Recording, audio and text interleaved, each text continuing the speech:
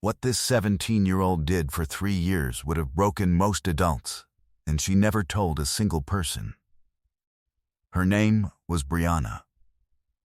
She was standing at the Family Feud podium in a yellow cardigan her youngest brother had picked out for her at Goodwill because he said it made her look like sunshine. She was smiling. Her 4 siblings were lined up behind her. Dion, 14, Jalen, 12, Priya, 9, and little Marcus, who had just turned 7 and was bouncing slightly on the balls of his feet, because he had never been inside a television studio before, and the lights were the most beautiful thing he had ever seen in his life. Steve Harvey looked at this family and said what he always says in the first few minutes of taping: "Tell me something about your family." And Brianna said the things she had been saying for 3 years to every teacher, every neighbor, every social worker who knocked on the door of the apartment on Delray Street. "We're doing just fine." The audience laughed because it sounded like the beginning of something funny. It was not. On a Thursday evening in October, 2 years and 11 months before that taping, Brianna Calloway came home from her junior year of high school to find a note on the kitchen table. Her mother, Sandra, had written it on the back of an electric bill envelope with a pen that was almost out of ink. The letters got lighter toward the end. The note said she needed to go away for a while. It said she loved all of them. It said Brianna would know what to do. Sandra Calloway had been fighting addiction for 11 of the 17 years of Brianna's life. There had been stretches of good, sometimes a year, sometimes more, and there had been collapses, the kind that came suddenly and took everything with them. This one was the worst. There was no phone number at the bottom of the note. There was no forwarding address. There was $47 in a mason jar on the counter and a refrigerator with 11 days of food in it if Brianna was careful, which she was always careful, which Sandra had always known. Brianna read the note twice. She folded it and put it in the front pocket of her backpack. Then she went to the living room, where Dion and Jalen were playing video games and Priya was doing homework at the coffee table, and Marcus, who had been 4 years old at the time, was asleep on the couch with his shoes still on. She made dinner. She helped Priya with her math. She put Marcus to bed. She told Dion and Jalen their mother had to take a trip and she'd be back soon. Dion was 11 then. He looked at her for a long moment, with a particular understanding of a child who has already lived through enough to know when an adult is managing him. He didn't say anything. He went to bed. Brianna sat at the kitchen table until 2 in the morning. She did not call her grandmother, who was 73 and living in assisted care in Birmingham, and could not take 5 children under any circumstances. She did not call her aunt, who had made it clear during the last collapse that she was done. She did not call Child Protective Services, because she had watched what happened when Child Protective Services got involved. She had a friend from 6th grade who had gone into foster care at 12 and aged out at 18, having seen the inside of 7 different homes, and she could not let that happen to Marcus. She could not let that happen to any of them. So she made a decision in the dark of that kitchen that most grown adults would not have had the courage to make. She would hold the family together herself. She would not tell anyone. And she would not stop until her mother came back or she turned 18, whichever came first. She was 14 years old. The first problem was money. Their mother had been receiving disability payments that went into a joint account. Brianna had the account number, but not the password. It took her 4 days of calling the bank, being put on hold, transferred, hung up on, transferred again, before she reached someone willing to listen to a teenager explain that her mother had left and the children needed access to the account. The woman on the phone was named Cheryl. She was not supposed to help. She helped anyway. She walked Brianna through every step, and she stayed on the line until it was done, and at the end she said, "You call back if you need anything else, baby," in the voice of someone who understood what was happening and could not say so on a recorded line. The second problem was school. Brianna was a junior. She needed to graduate. Because graduation was the only way she could get a job that paid enough to keep this apartment. And keeping this apartment was the only way her siblings stayed together. She arranged her schedule so that she was home before 3:15 every day. She never missed a morning. She forged her mother's signature on forms when she needed to. She told her school counselor, Miss Tran, that her mother was going through a hard time and that things were a little unstable at home. Miss Tran, who had been a school counselor for 22 years and had heard that phrase in all of its variations, looked at Brianna over the edge of her reading glasses for a long, careful moment. She didn't push. She made sure Brianna's lunch account was always loaded. That was the second person who knew something without being told. The rent was $840 a month. Disability covered $600. The gap was $240, which meant Brianna needed $240 a month. She got a job at a dry cleaner 3 blocks from the apartment, working every Saturday and Sunday from 7 in the morning until 3 in the afternoon. The owner, Mr. Patel, was not supposed to hire a 14-year-old. He hired her anyway. He paid her in cash. He gave her extra work when the months were tight and never asked her to explain why. He would later say, when a journalist found him after the broadcast, that he'd known from the first week what was happening, and that he'd spent 2 years pretending not to know because it was the only way to help her. Marcus needed to be watched during the day on Saturdays and Sundays. Brianna worked out a rotation with her brothers. Dion and Jalen took turns.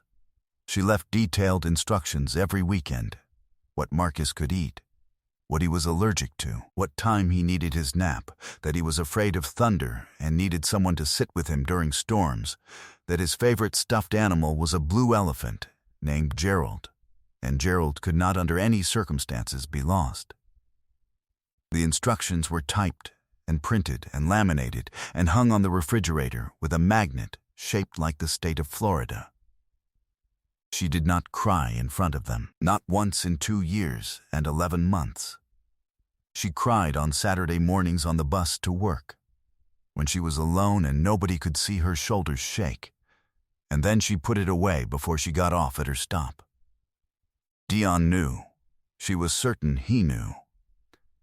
He was the kind of child who noticed everything and said nothing and showed up where he was needed. And on the Saturdays when the thunder came while she was at work, she would come home to find him sitting next to Marcus on the couch with the blue elephant in Marcus's arms, and the television turned up louder than usual to cover the noise from outside.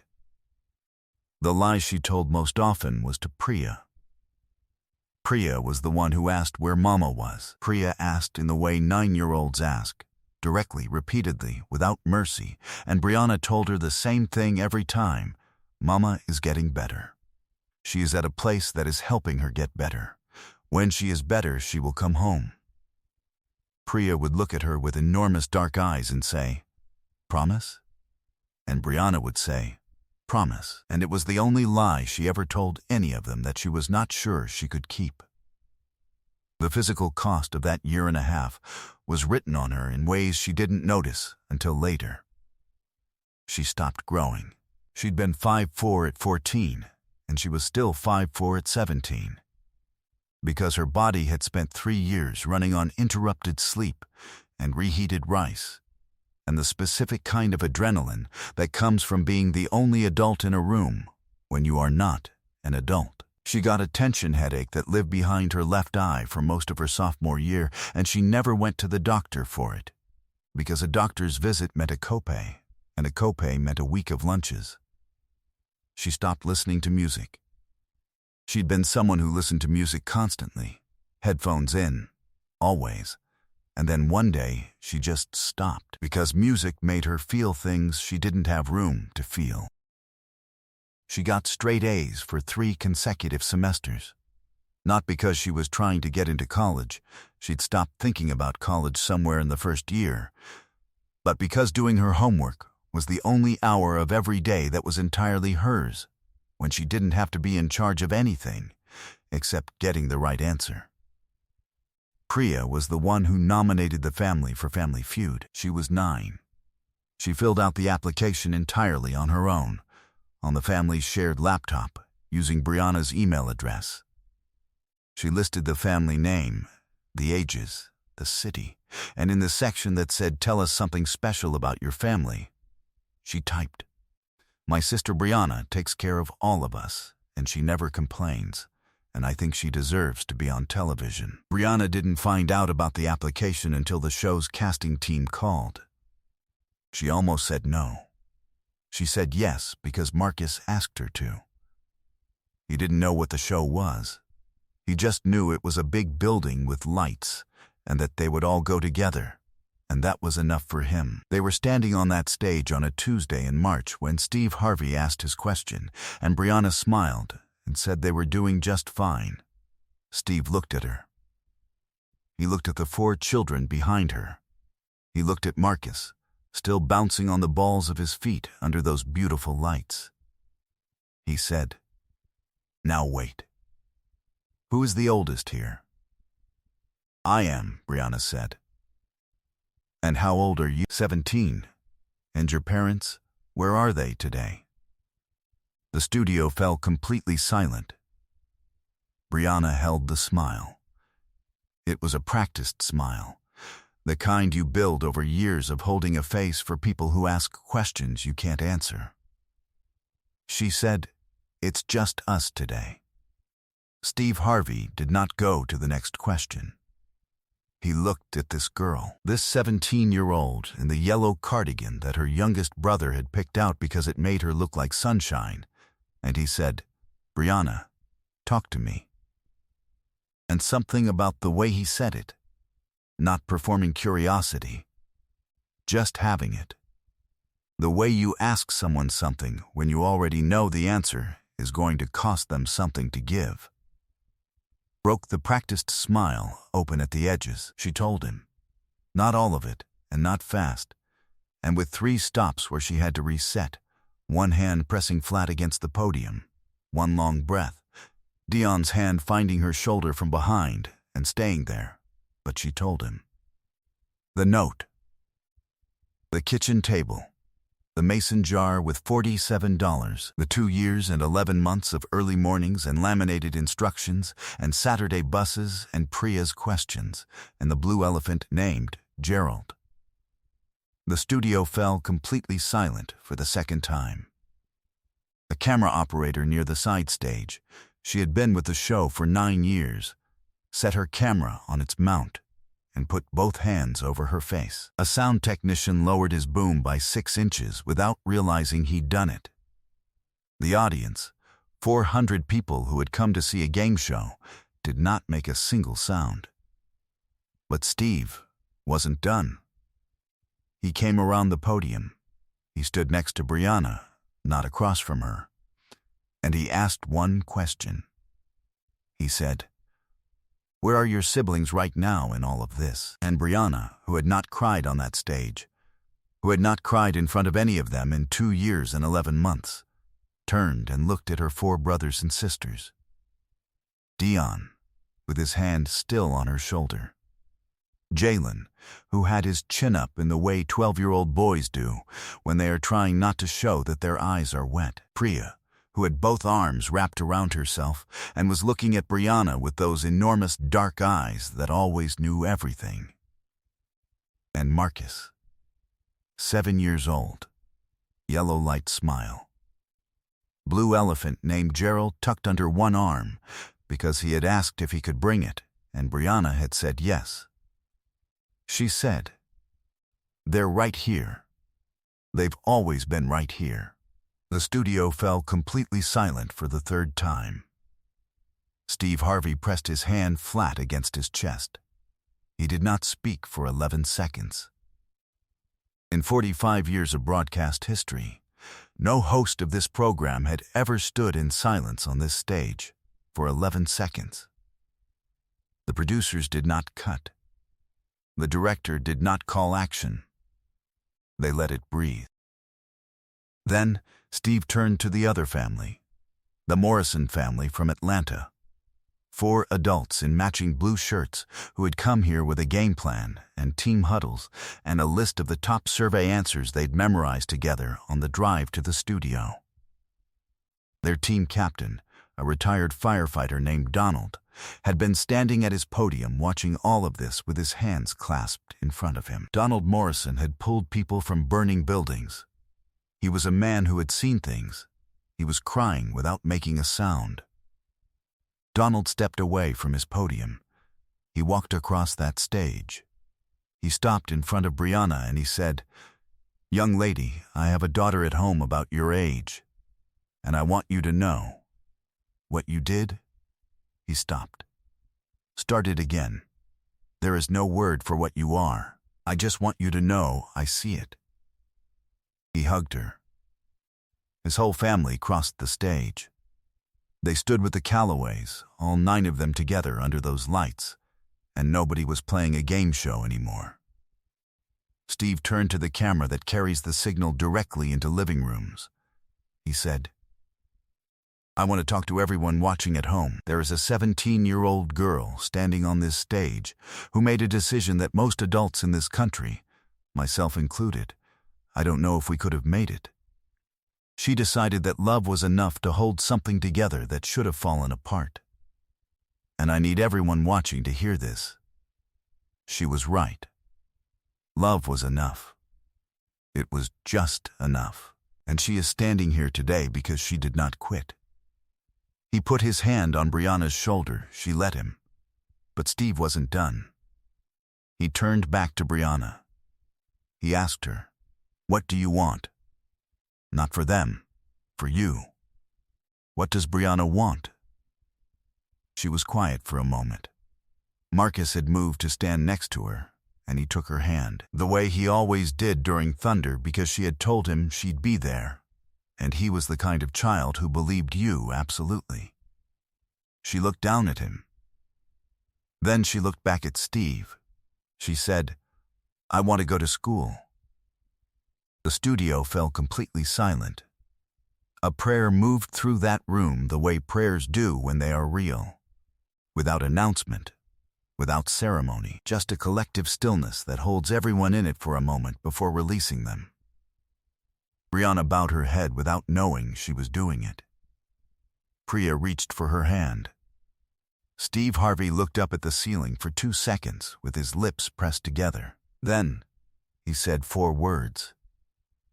The 4 words the production team would later call the single most requested audio clip in the program's broadcast history. "Then you're going to school." The Morrison family forfeited the remainder of their turns. Donald Morrison announced it himself, on camera, without being asked.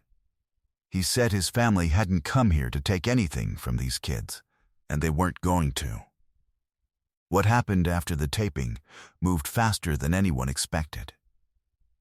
The clip of Brianna's story reached 14 million views in the first 48 hours.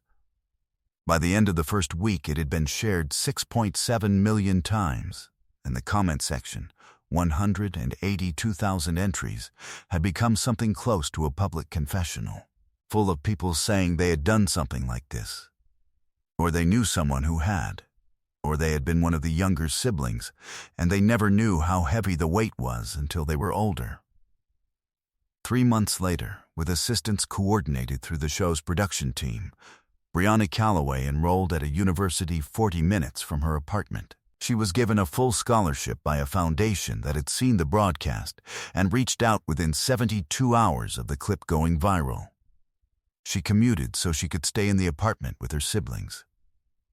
She graduated with her high school class 2 months before the semester started, with a 3.94 GPA. Miss Tron sat in the 3rd row. A year after the taping, Sandra Calloway completed a residential treatment program. She and Brianna had their first real conversation in nearly 3 years on a Sunday afternoon in October, sitting at the same kitchen table where the note had been left. It lasted 2 hours and 40 minutes. Dion made coffee.